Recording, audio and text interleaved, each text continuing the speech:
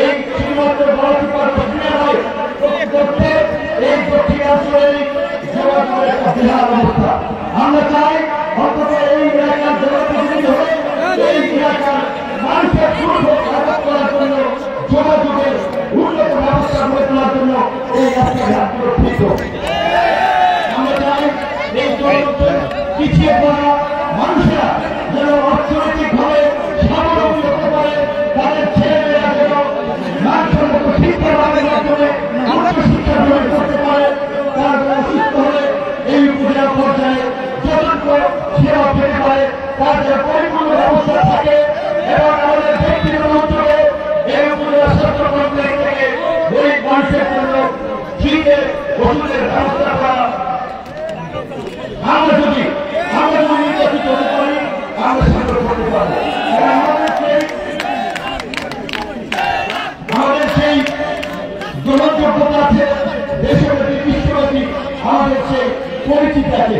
কাজে সিদ্ধান্ত নিতে হবে এই জনগণের মানুষকে আপনারা আমাদের এই পরিচিতিকে আমাদের এই যোগাযোগের নেটওয়ার্ককে কাজে লাগিয়ে এলাকার উন্নয়নের জন্য যাই করবেন নাকি নিজেদের পুত্র দুর্দশাতে চলে আসবে। এই 50 বছরে এই গণতন্ত্র থেকে অনেকে নির্বাচিত হয়েছে, কিন্তু কোন ধরনের প্রধান এই এলাকা থেকে নির্বাচিত করতে আসে। অনেকেই ছাত্রছাত্রীদের পরিচিত হয়েছে, কিন্তু এইভাবে একটা গণতন্ত্রের নেতৃত্ব দেওয়ার কোন নেতা এই গণতন্ত্র থেকে কখনো জবাবদিহি হয়।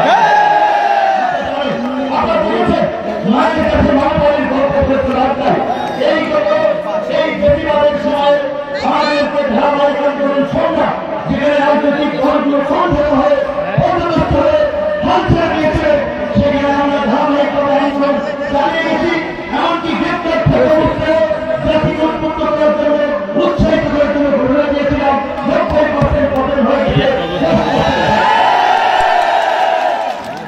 অনেকের জন্য ভবিষ্যৎবাণী করেছিলাম এক মাঠে শীত যায় না। কাজেই যারা ক্ষমতা পেয়ে জনগণের উপরে জুলুম নির্যাতন ভিন্ন ধরনের মানুষকে মামলা হামলা করে হয়রানি করছে, এইভাবে বাংলাদেশ চলবে না। একটা পরীক্ষা বলে দিতে চাই, গণ অধিকার পরিষদে নেতা কর্মীরা অন্যায়ভাবে কোন চোর দখল করছে না, জায়গা করে ধারানি করে মানুষকে হয়রানি করছে, গ্রেপ্তার করার জন্য কোন কুপরামর্শ দিচ্ছে না। এই বিষয়ে পরিষ্কার থাকবেন, তারা এগুলো করছে সেগুলো আপনার যারা দক্ষিণের রাউচর হাজিরচর এইগুলো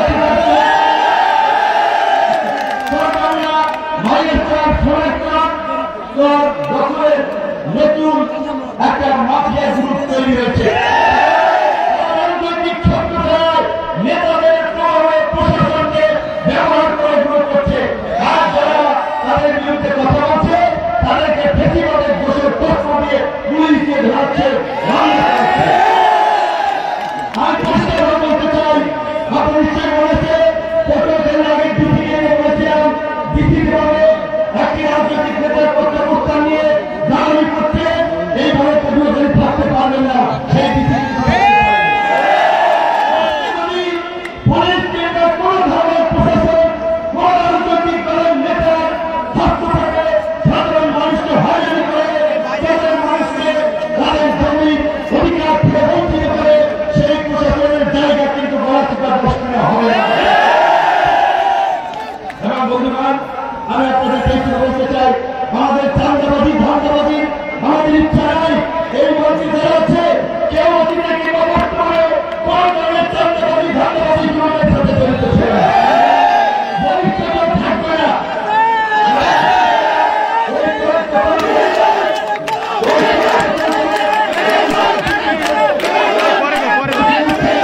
আমার তরমুজের সময় ওই তরমুজ টানতে তাদের ট্রলি ব্যবহার করো, ঘাট ব্যবহার করো, কলার ব্যবহার করো, চাঁদাবাদী করবে। জেলেরা মাছ ধরতে গেলে তাদের কাছ থেকে চাঁদাবাদী করবে, তারা দালালি করে মানুষকে হয়রানি করবে। আমরা এই ব্যবস্থা থেকে মানুষকে মুক্তি দিতে চাই। সেই কারণে ঢাকা থেকে একটি প্রধান হয়ে আমাদের জাতীয় পরিস্থিতি উন্মুক্ত থেকে থাকতে ঢাকায় নির্বাচন না করে এলাকার মানুষের প্রতি দায়বদ্ধতা থেকে, এলাকার মানুষের প্রতি ভালোবাসা থেকে এই এলাকা থেকে নির্বাচন করার সিদ্ধান্ত নিয়েছি। আপনাদের যোগাযোগ সমর্থন ভালোবাসা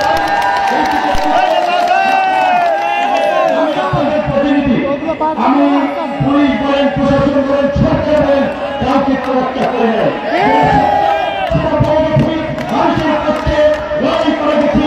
ইনশাআল্লাহ আপনারা যদি আমার সাথে থাকেন, আপনাদেরকে নিয়ে আমরা আমাদের বিজয়ের লক্ষ্যে পৌঁছাবো। আপনাদেরকে কঠোর কথা বলছে, ঢাকায় গিয়ে আমার সাথে দেখা করে পেছনে আপনাদেরকে হুমকি দিচ্ছে, সার্কিট হাউসে গিয়ে আমার মনে ভাই বোঝেন তো আছে একজনের সাথে। এই সমস্ত হুমকিতে ভাবিতে কোনো কারণ নাই। সব ইনশাআল্লাহ। আসসালামু আলাইকুম।